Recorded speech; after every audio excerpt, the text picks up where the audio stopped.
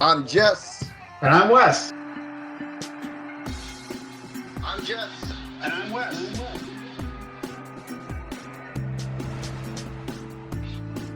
I'm Jess. And I'm Wes. We are the National Wrestling Clipping Alliance.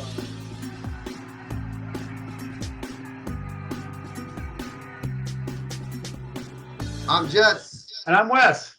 And we are the National Wrestling Clipping Alliance, and you are watching the NWCA Podcast, the only wrestling podcast that doesn't just talk wrestling history, we show wrestling history.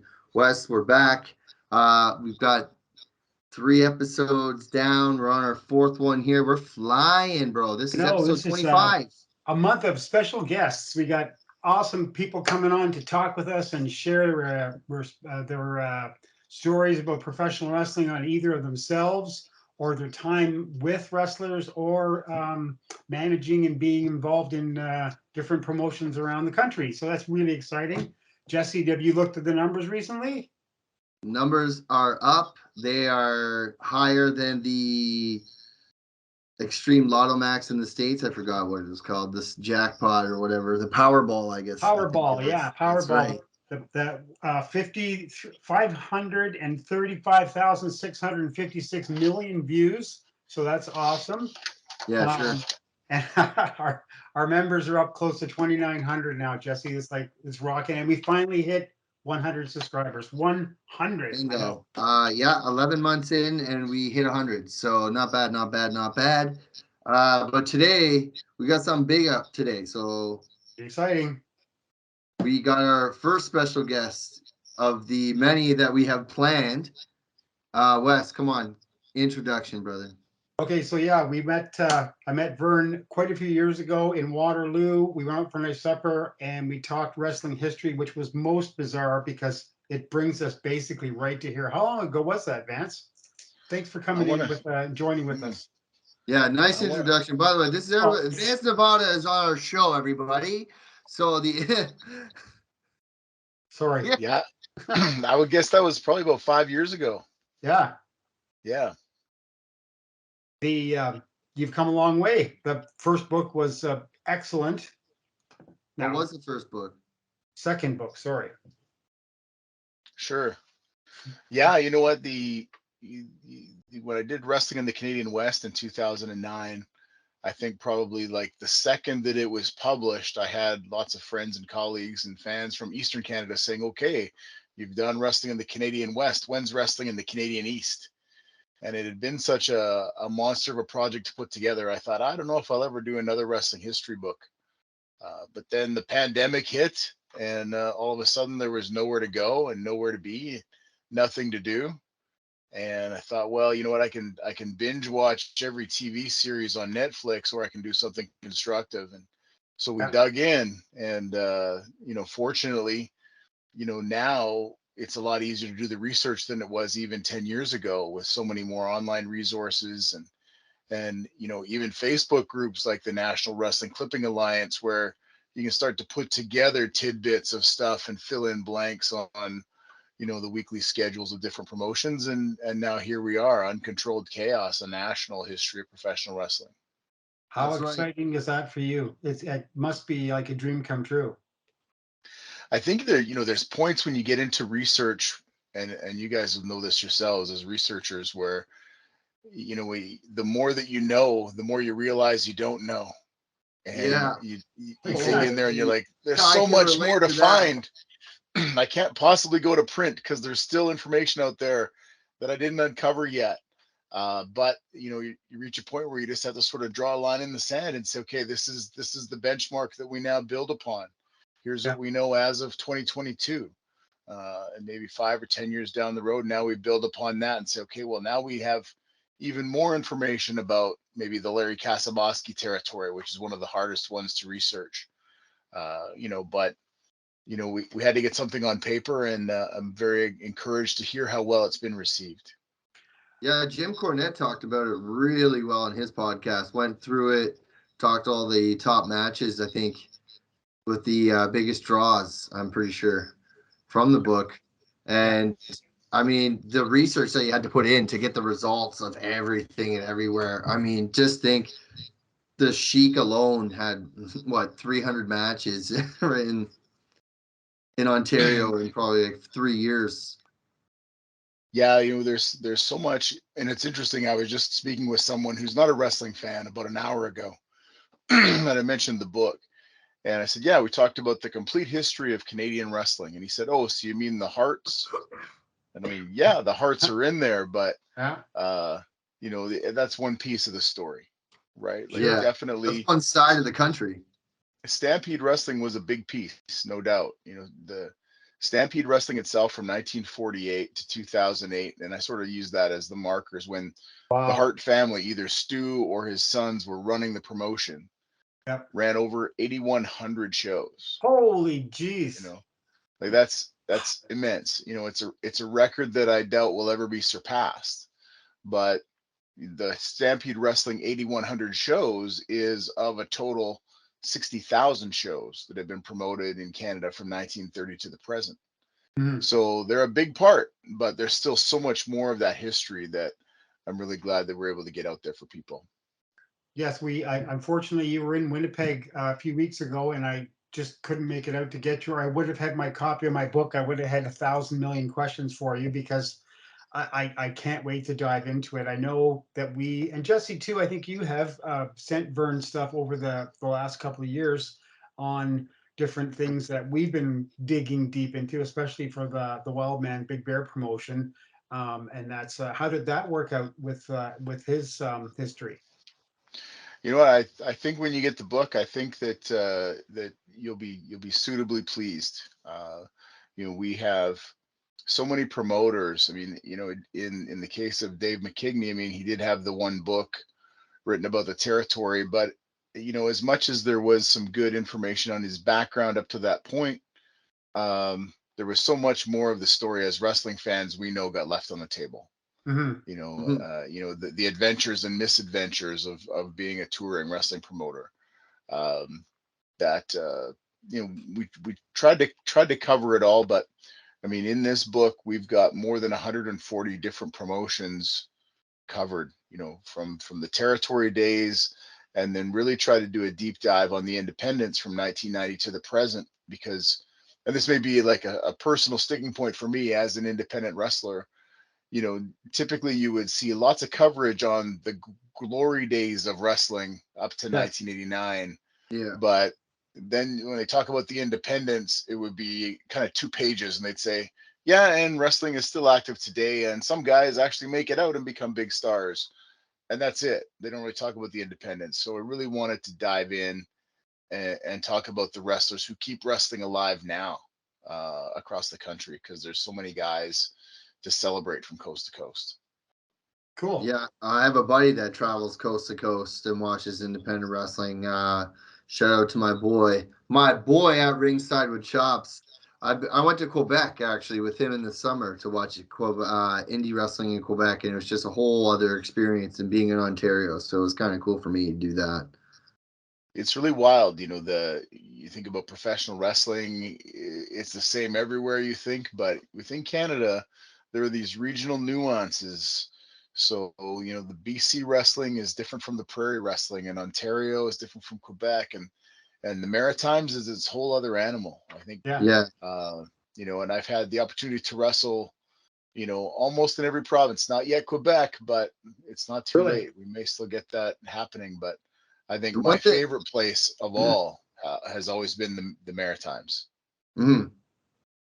The, The one thing I noticed in Quebec big time was that they actually cheer for the referees and like they pop and like give like they treat the referees almost like a wrestler when they come out and stuff like that. So in Ontario they try to be so professional, I find, and they're like like Harry D is a great referee, Brad Myers is another one in Ontario, but it's amazing to see. Uh, Vance, during your research, I always say to Wes, BC had Gene Kiniski, Alberta had the Hearts, Ontario had Whipper Watson. We when we did our Kiniski episode and our on our old podcast when we talked about Whipper Watson, Wes and I were amazed to see that they faced each other. What I think we said 89 times in 1959 or something Yeah, like that. something It, crazy. yeah, and realistically, if there's 52 weeks in a year, that's more than twice a week sometimes. You know what I mean? So Right. I would have to ask you during your research, what do you think would go down as some of the top Canadian versus Canadian rivals? Hmm. I know it's a hard one because there's so many guys out there, right? But Yeah, and it is kind of rare, when you think about it, because most of the territories would bring in those American villains. Yeah. So you would have, but I think that there's a few matches. Now that I put on the spot, I'm going to blank on their names. Um, Pat Lawrence, and his real name was Hector Morin, but he had a Mexican name that he wrestled by in Quebec. Anyway, they probably had this rivalry that went 30 years, Okay. where you would see them wrestling each other in the 50s and still wrestling each other in the 70s. oh wow, So those Yeah, were those the guys from the NWCA or whatever it was? Pat Lawrence. Pat Lawrence and Juan Lopez. Yes.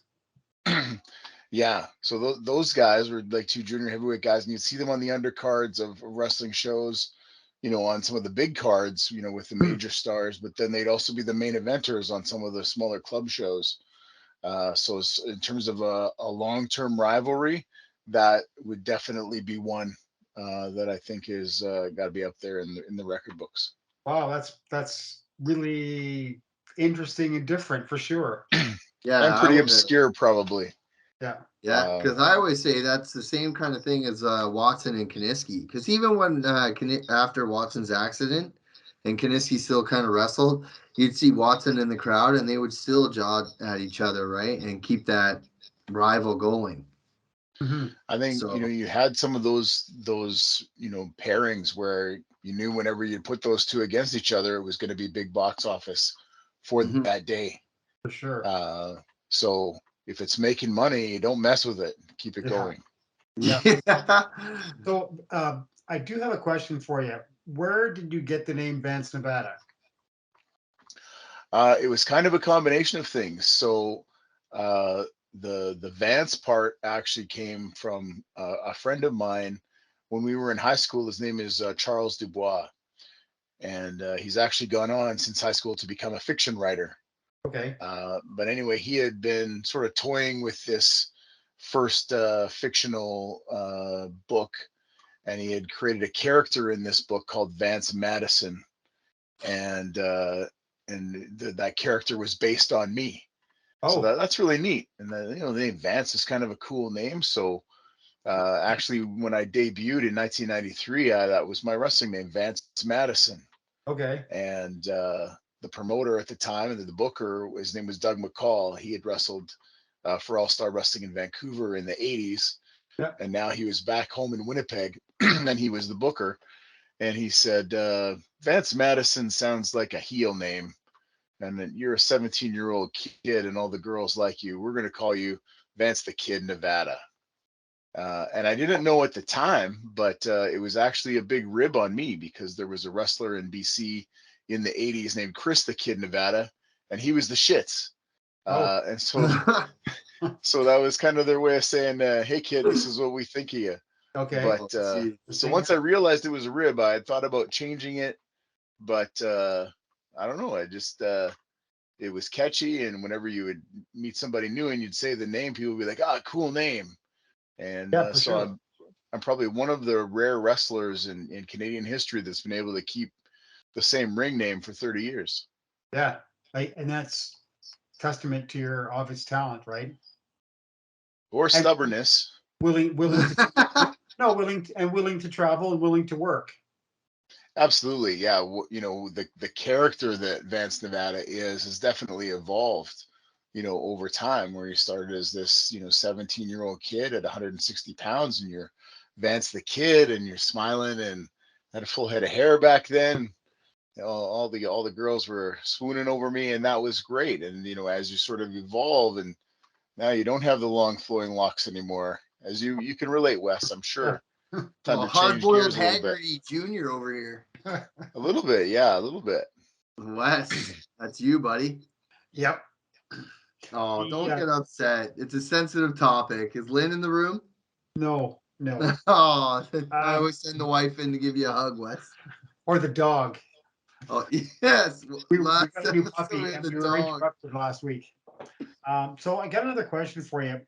You are actually from Surrey, or how do they pronounce it in Manitoba? Souris?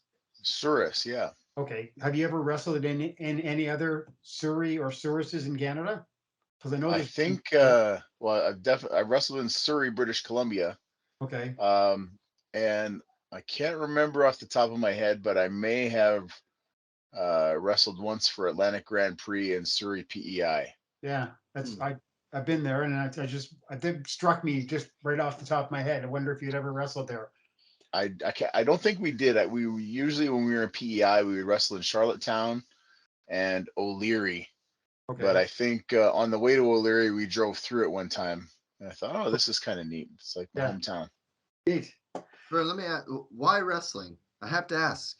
You became a pro wrestler. Was it the Hulkamania in the 80s? Was it before that? You know what I mean? Because you said you debuted in 93. So I'm trying to do the math and like where you were fandom wise. Because it's always fun for me as like looking back because I missed all the 70s, the 60s. So I always compare the times with Wes, like where were we fandom wise and stuff like that. Sure.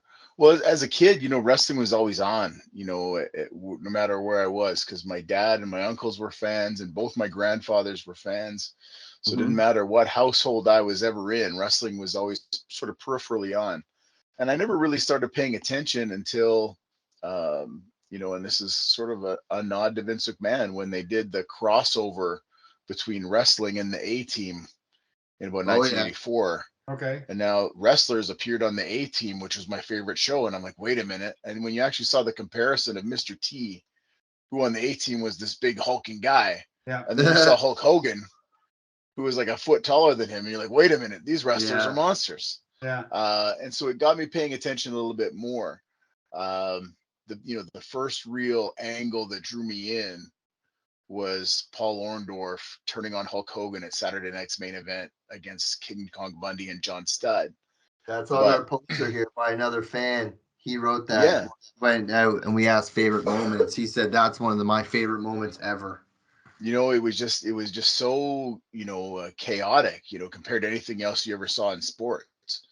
But, and that's what, that's what got me in as a fan. But it wasn't really, until a few years later, I was actually sitting in a classroom one day, sort of daydreaming and not paying attention to the lesson and doodling on my notebook, a scene of two wrestlers getting ready to lock up.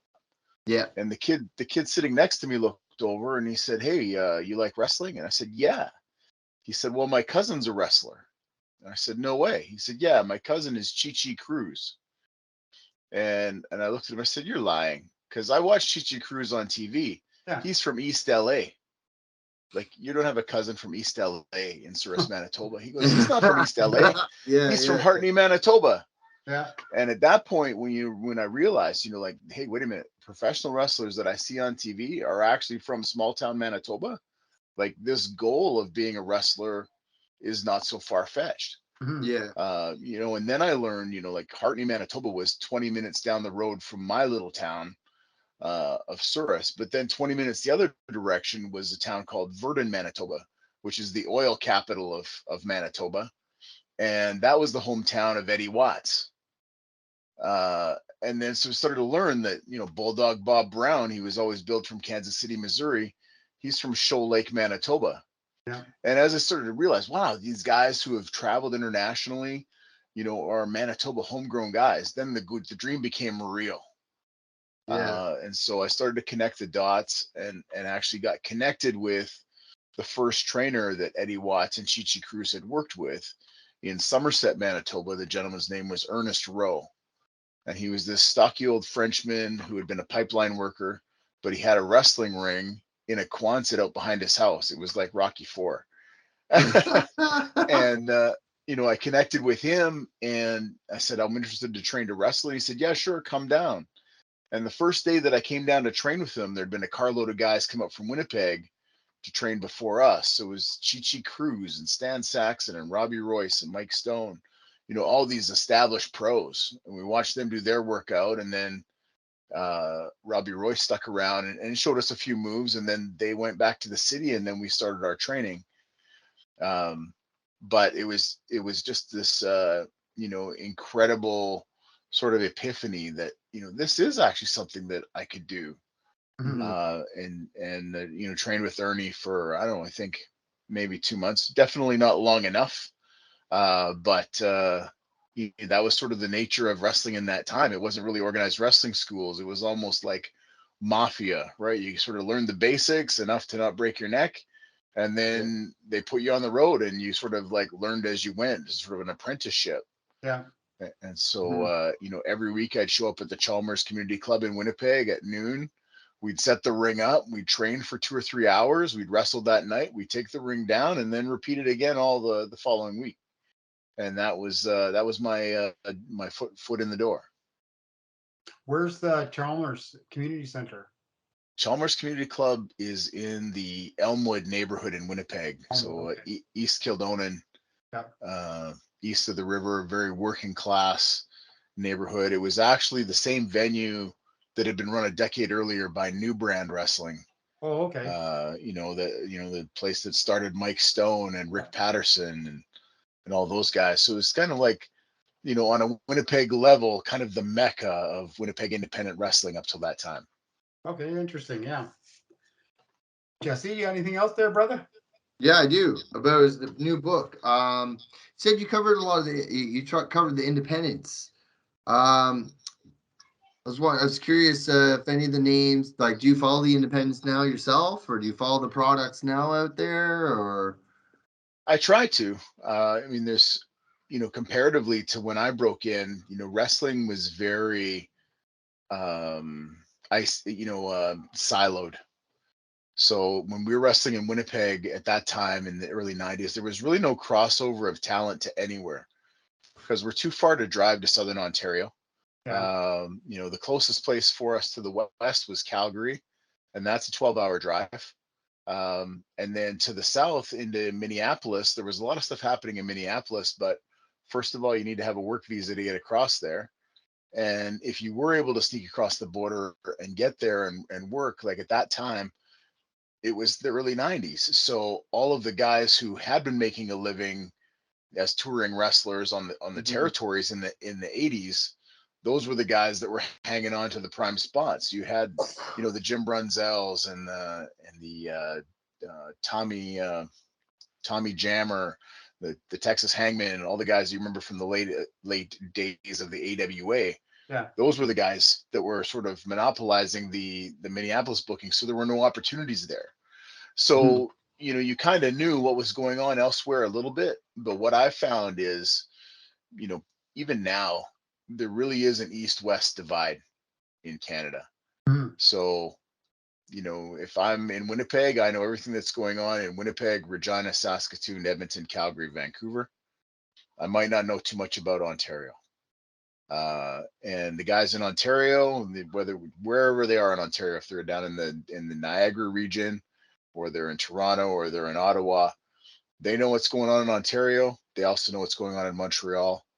And now there's a lot of crossover between Montreal in particular and the Maritimes. Okay. And a lot of talent going back and forth between those places. So you got kind of those two circles going. When I was doing this, so far from you guys couldn't work. It would take them like work a Thursday in Winnipeg and then have to drive for 2 days to get to Toronto. It's not feasible at all. Yeah. So I think, though, one of the things that's really changed the game in the last 2 or 3 years is the rise of the discount airlines. So, now if I'm to drive from where I am in near Edmonton to Vancouver, I just did this 2 weeks ago. That's $600 gas round trip. So for a promoter to book me on the show and give me my payoff and my trans, right, and a hotel, they're now invested $800 in one guy. Yeah. Am I going to draw $800 worth of business? We hope so. Yeah. But Now you can fly with Swoop, and from Edmonton to Vancouver, I can fly for $60. Wow. Well, round trip, that's way less than the cost of gas. Yeah. Yeah. And even flights out east, right? I'm coming out this weekend. My flight round trip is $300, Okay. including my bags, right? Yeah. So Yeah. it's now opened up opportunities where now you're seeing a lot more Ontario guys come out and work in the West. We haven't seen as many West guys go down to the East yet, but I think it's going to be something that we see more of now that travel has become more affordable. What do you think about Danny Warren's group? I think it's CWE. He's getting into Northern Ontario quite a bit, actually. Yeah, you know what? I've wrestled with Danny a lot. In 2013, actually, I got completely out of wrestling because I had sort of reached a point where I was wrestling and then I was promoting and we were getting into television production and it became all consuming Mhm. to the point where it was starting to affect my home life in a way that I didn't enjoy. So I just walked away. I needed to take a break from wrestling altogether. And I was out completely for 4 years.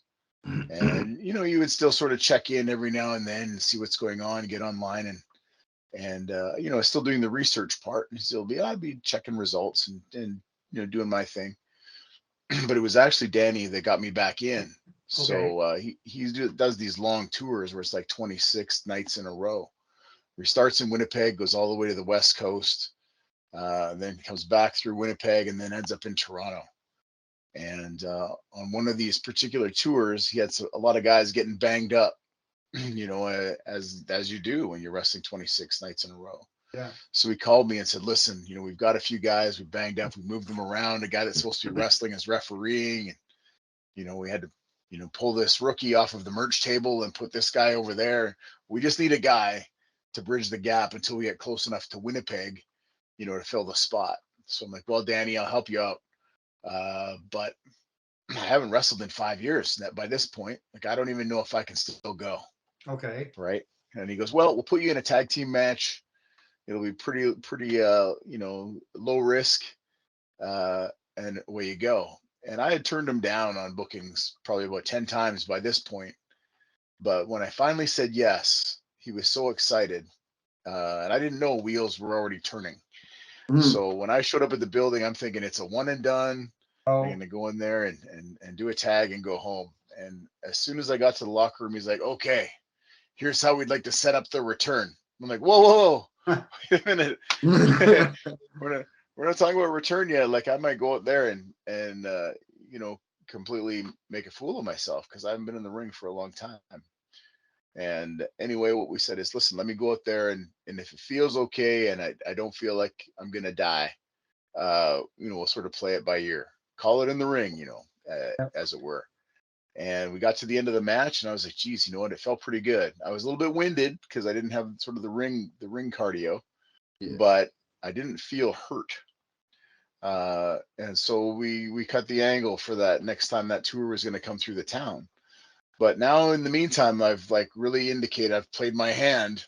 So about a week later, he called and said, "Hey, we need a guy." And next thing you know, I was wrestling for Danny Duggan almost every week Okay. for a period of time, around the shows he was doing in Manitoba. Um, with my, work and my life outside of wrestling, I haven't been able to do these big long campaigns that he does, but sort of knowing the old ways of wrestling and the touring style, I really admire what he's doing.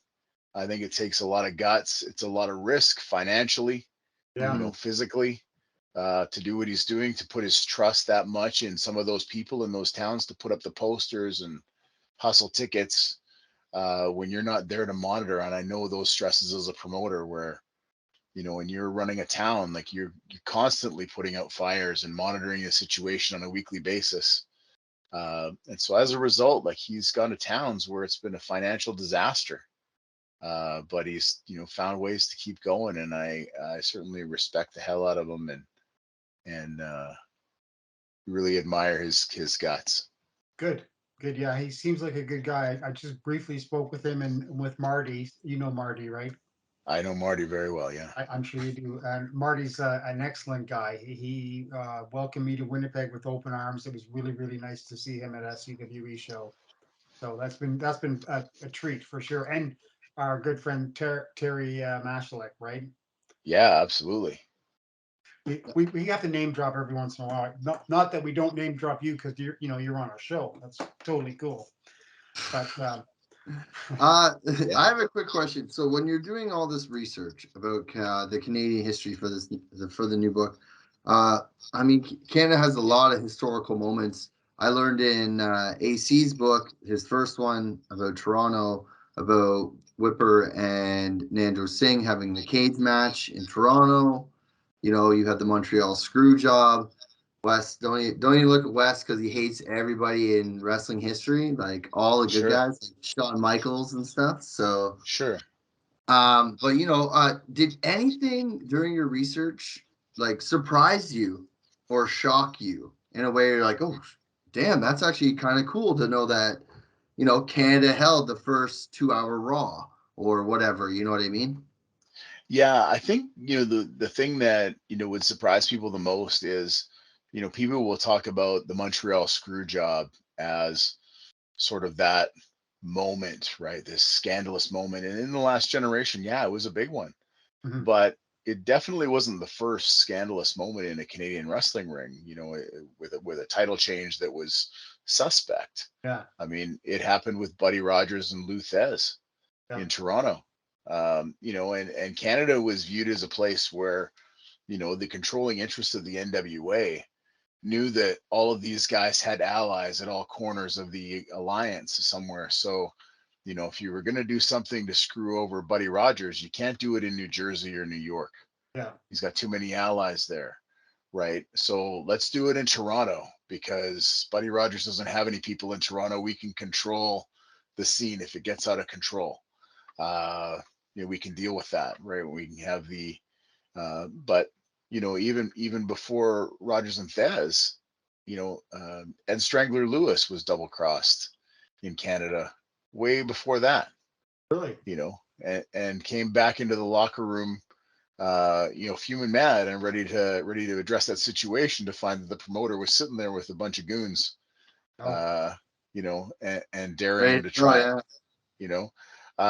So there was situations like that, but then there's also, these, there's so many compelling stories about Canadian wrestling, and I mean, that didn't play out in the ring, right? And one of those resulted in a future prime minister getting a broken nose for being somewhere that he shouldn't have been. Yeah. I'm not going to give that one away. It's in the no, book. no, that's in There the you book. go. That's an incentive for the book. Which is, Yeah. I do believe, #1 on Amazon. If I saw your Facebook post the other day. Yeah, last week we first hit #1 in wrestling books in paperback. The next day we hit #1 on Kindle, and a couple of days later we hit #1 in hardcover books for wrestling. And if you've ever published anything and it's on Amazon, it can be the most stressful thing for a writer because those rankings change hourly. Okay, And so by the time I've already shared it to the internet that, yeah, #1, I'm already #4. okay, Uh, yeah, And by the end of the day, I might be #20. mhm, There's so much fluctuation in, the rankings and the stats on, who's buying books at what time of the day. yeah.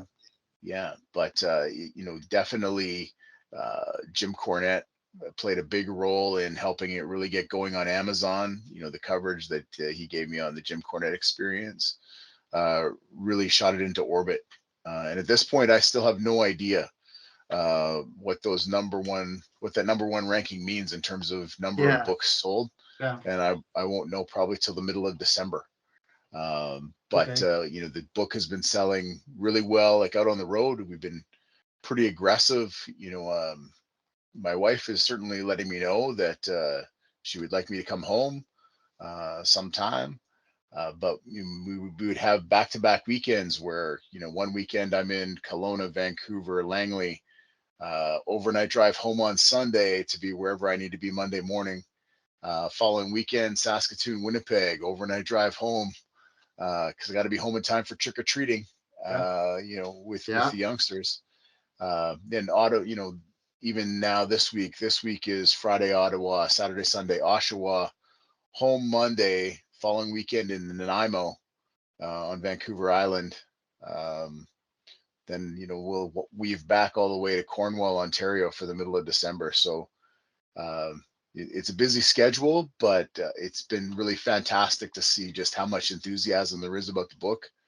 And it's a little bit stressful too, because every place we go, we walk into the venue and we sell out every night. And in Saskatoon, we sold out before the opening match started. And that's awesome news, though. Yeah, it's great to hear that. Good for you. Yeah, That's it's amazing. a great problem to have, but then you also run into those situations where you're sitting here like 4 days before an appearance and you're like, are the books going to be delivered in time? Yeah. Oh yeah, true. I never even thought of that. Yeah. So you're not carting like 800 pounds of books around. One of the great things, this for this book, in my previous book, I worked with Crowbar Press, Scott Teal out of Tennessee. Fantastic publisher. Everything was on a handshake agreement, and we did well. The challenge with Crowbar is that they don't have distribution. Right. So he was selling off of his website and at different fan fests and shows he would go to in the States, but it was really on me to get out there and hustle and be on every indie wrestling show that I could get on. This time around I'm working with Friesen Press, which is a Canadian company, and they've got distribution. So they have distribution channels through Chapters, Indigo. They've got like 40,000 retail connections, not just in Canada but worldwide. Okay, that's so super. Yeah, so the book is available like in 11 different countries or something. And it's actually on bookshelves in England. We're out there actually. Yeah, we're out there hustling, maybe selling 20 and 25 books a night, at wrestling shows and Comic-Cons and bookstore signings and things like that. But Friesen is also doing their thing. Cool. And so I would say, in the first month, maybe it was 75% me and 25% Friesen. And second month, it was closer to 50-50. In October, once those Amazon numbers come in, I think it's going to be 25% me and 75% Amazon. But just Friesen Press, if anybody's looking to publish their first book and they haven't secured a deal with a major publisher to take on their project, Friesen has been absolutely amazing to deal with, and I would recommend it to anyone. So, did you hear that, Wes? So what you're saying is, if I ever get my book ever finished, it's so hard. I'm just not. It's because you're a workaholic. This guy tells me, "Oh, I'm moving to Manitoba, bud. I'm gonna retire there." Has worked 6.5 days a week, and then raises a puppy. Yeah, got to do what you got to do. Work ethic doesn't retire. No, you know what it is? It's the saying that Wes always tells me: "You're not married. Wait till you have a wife." Well, there's those projects for sure. Yeah, there's those. But it's it's also and I found this working in different communities. You might have like local organizations like the Rotary Club or the Lions Club, or maybe the local golf course board is looking for members, and they sit and they hover when they know that someone's approaching that retirement day, because they think, oh, this guy's going to have all this free time. And as soon as that person's retired, they are pounced upon by all these organizations saying, hey, you've got all this time on your hands, you should join our board. And the next thing you're doing these fundraisers and these campaigns, and you're sitting on this board, and you're the secretary for this and the treasurer for that. These people are busier retired than they ever were working. Been there, done that. That's been one of my problems too, by joining things and finding out that you don't have the time. Absolutely. Although I am a Mason, so that's pretty cool. I do enjoy that. Yeah.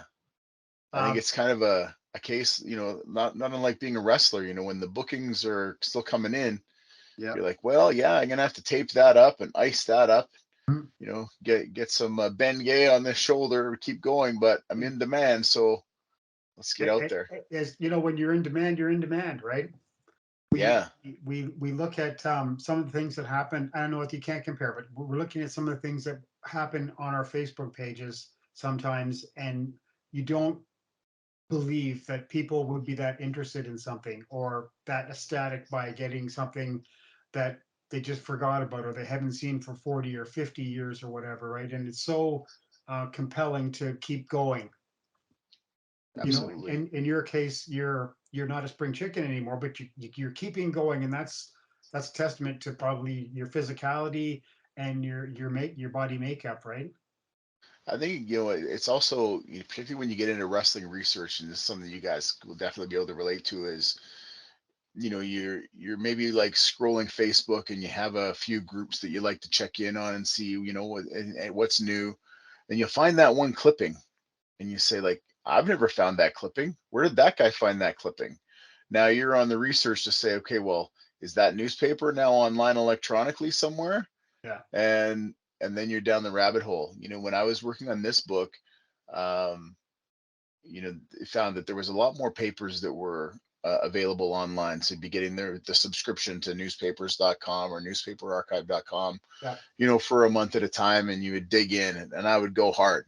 I'd be in those sites for like 8 hours a night, and crawling into bed at 2 or 3 in the morning because you'd find that tidbit, and then there you go, right? And it's so exciting, and you just like you got Wrestling's to dig coming in. next week in the newspaper, and then you got to go the next week to find the ad and find the results, and you can't find it. So Yeah, you go to the week after, or maybe it was Yeah, Wednesday, maybe it yeah. was Thursday. I got to check Thursday too. And yeah. So you're digging in, and it got even worse. Pat LaPrade in Montreal gave me a link for it's basically the Quebec Public Newspaper Archive.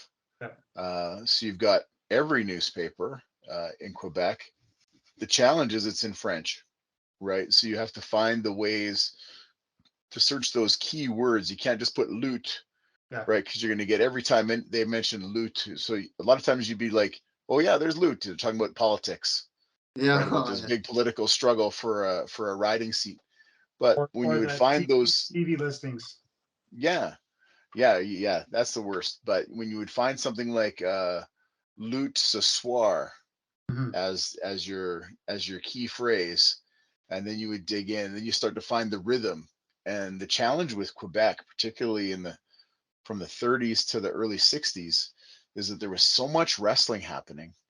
Like you could look at one issue of the Montreal newspaper, and they're talking about 4 different shows that are happening. You've got the Mhm. results for last night, but they're talking about tonight and tomorrow night, and then next Wednesday, right? So you're putting together these results, and it's jumping all over the place because you've got this coverage of the things that are happening, the results from last time.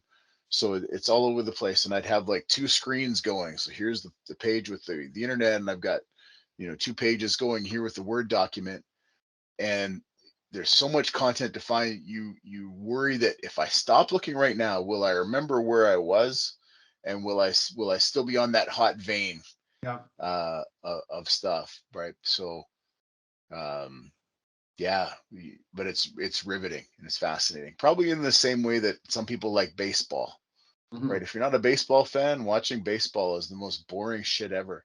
But Oh, if you are a what do you- baseball fan, Yeah. right, like that's all riveting. And Yeah. probably in the same way when my kids would walk in the room and say, "What are you doing?" I'm like, "I'm just working on this thing." That's what you said 3 hours ago. Yeah. I, Okay, I'll I, be right I, there. the first time I found paper of record and it was free, that was probably about, I don't know, 20 years ago. And I stayed up one night because I was doing Simcoe and I went right to the 30s, right? Like I just kept going back and back and back and back. And I was like, and Yeah. writing this stuff down. And I think I sent you some of this stuff, but you're writing this stuff down and you're chicken scratching. It's 3 o'clock in the morning. People are going, "Wes, you coming to bed or what?" Yeah, yeah, yeah, yeah, yeah. And it just can never end. It could never Yeah. end. Yeah. So I reach a hate it. point. I I think hate it, but it's I love it. I hate it, but I love it. yeah. I have that too. Like the collection of results now, and I've shared some of that with each of you. yeah, The whole collection is now more than 6,000 pages of just yeah. results. And at one point at the beginning of the pandemic, I was thinking, well, you know what? I've got all this material here. if I had a computer crash or if I died, like this material is just gone. But, and I talked to different publishers at different times about, well, how can we package this? But in reality, there's only maybe like 12 people in the world that would really be really excited to own that collection of results. For the rest of the people, we need to distill it and we need to decipher what all these results mean. And I really think that's what we've done, with Uncontrolled Chaos is let's take this whole body of work that collectively we've done in Canadian wrestling. Let's put it into 462 pages. Wow. Not just have, sort of the anecdotal material, but let's also have, the complete listing of title histories. So we have title histories for the belts that but a lot that people don't know, including Silvio Sampson's promotion, for example, where Silvio's only ever got a couple of mentions in wrestling history. Usually it's in association with being the guy that's credited with starting Pat Patterson. Yeah. But Silvio ran for 30 years, and had like probably 6 or 7 titles under his promotion. I have 715 championships with the title histories in the book. And then because of all that results, like, let's actually take a look. We can quantify the most prolific 100 men, 100 women, and 100 tag teams of all time, statistically, in Canadian wrestling. Oh, So, when you look at that list, I mean, mind-boggling. yeah. For a person doing what we do, it's mind-boggling. Yeah. So it's always amusing though when someone will come back and challenge you and say, well, I should have been in the top 100, and I'd be like, well, I'll show you my research. You show me yours. Yeah.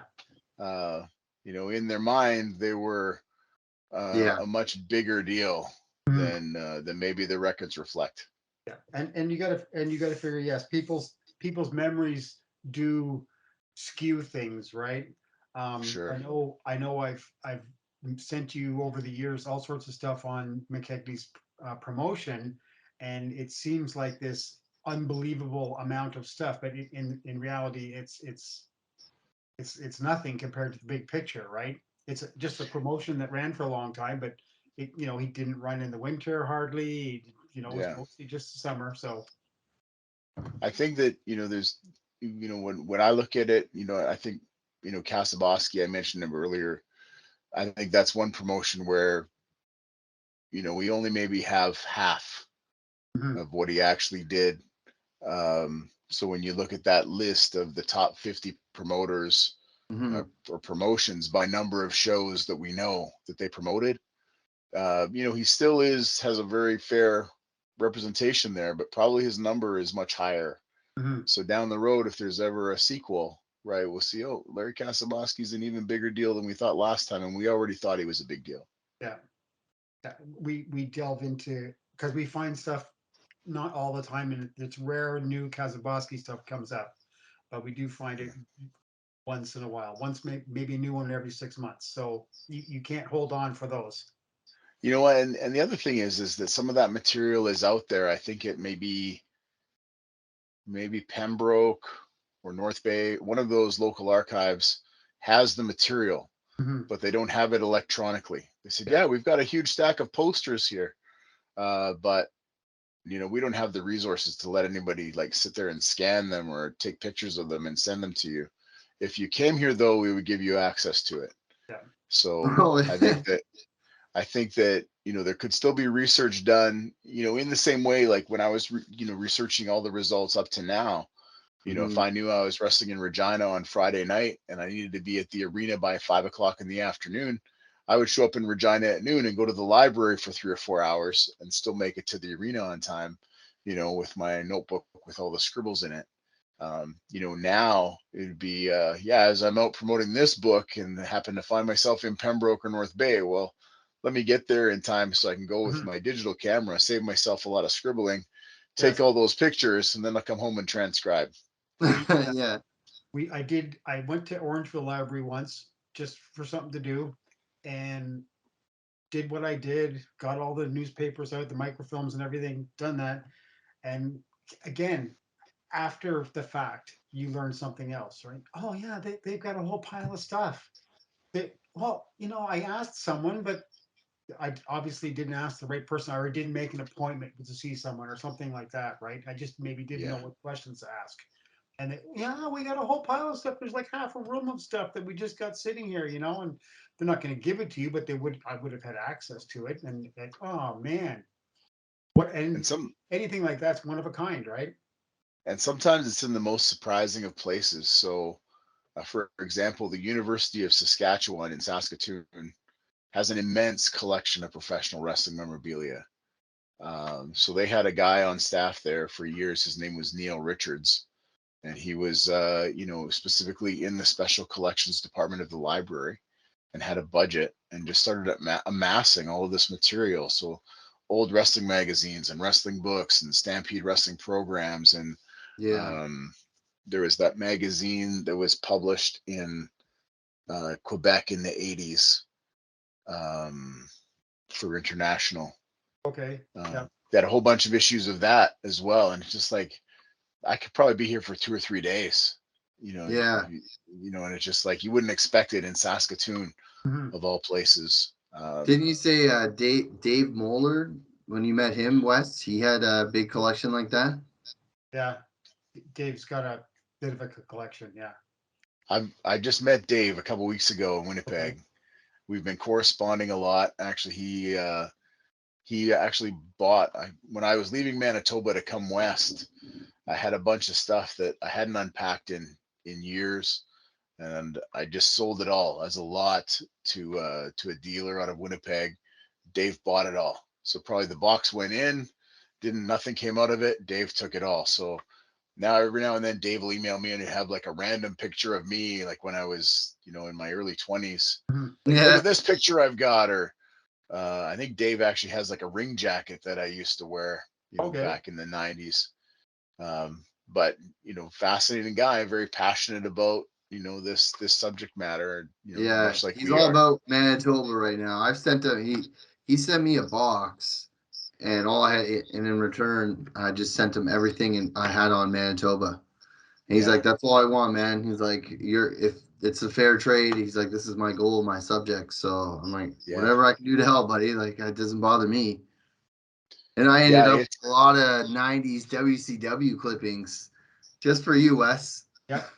yeah, And I think I've gotten some of the proceeds from the boxes that you sold to him. So he's been generous enough to trade with me also, and yeah. it's been marvelous. I've actually got some stuff back that has my name on it from the 1980s Oh newsletters. wow. Have you? Yeah, right. So that's Yeah, looking at stuff that someone would have either sent to me with my address on it, or me mailing it out to someone else, which it's That's was crazy wild. too because I even have stuff with Wes's name on it, or Terry Dart. A lot of stuff with Terry Dart's name on it.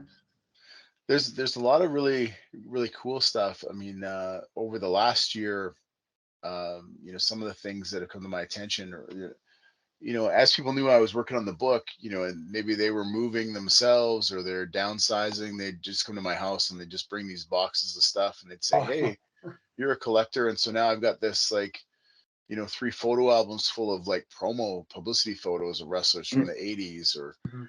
um, about a year ago, George Gordienko's nephew, uh, who's in failing health, called me and he said, "Listen, I wonder if you'd do me a favor." I said, "What's that, Ted? Anything for you?" He goes, "I wonder if you would now be the custodian of all of George's memorabilia." Okay. And so he's sent me, um, and it wasn't just wrestling material; it was also George's art career following wrestling. Mm-hmm. Mhm. So I thought, okay, well, I'll go and pick up these couple of boxes. Well, it was 15 boxes of Wow. material. And so I've started to go through it and try to make some sense of it and scan it and have an electronic archive that's kind of dated and flows, but it's a big job. But Mhm. probably the jewel of that collection was the original Stampede Wrestling heavyweight title. No, So I don't know how well we'll see this, but so our this editor is was, amazing.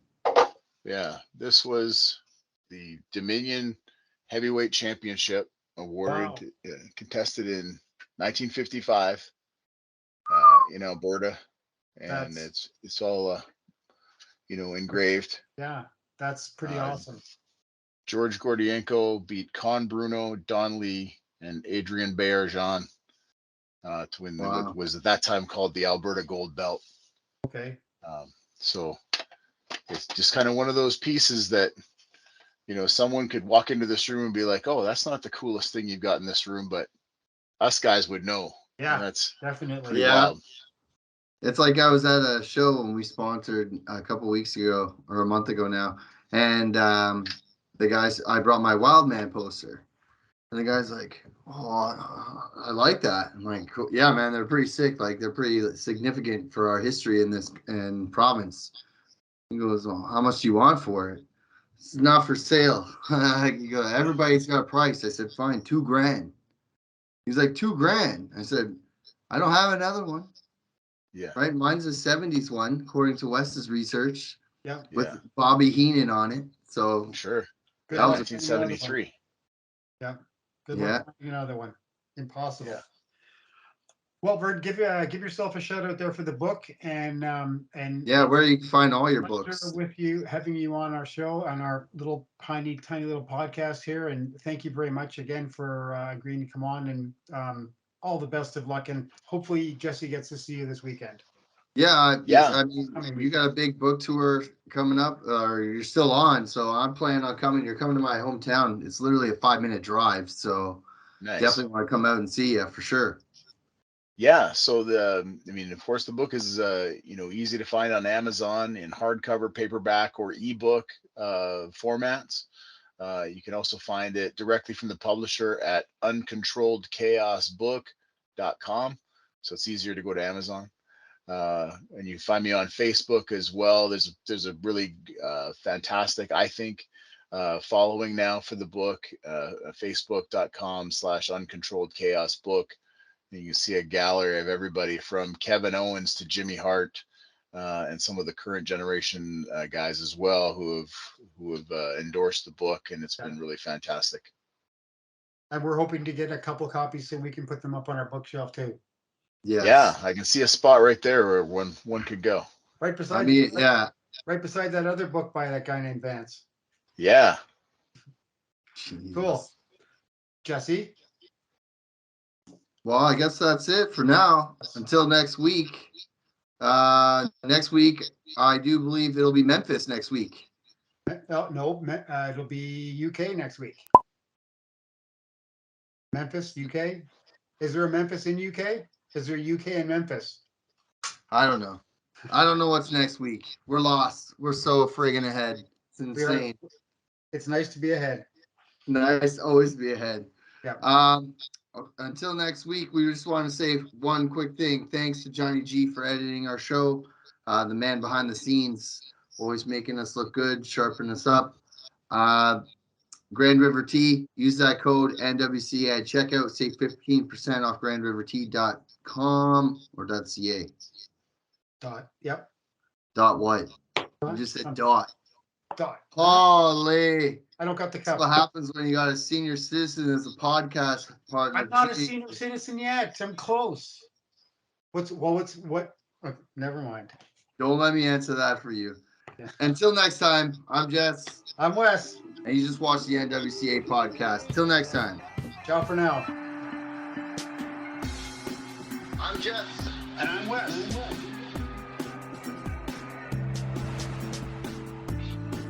I'm Jess. And I'm Wes. We are the National Wrestling Clipping Alliance.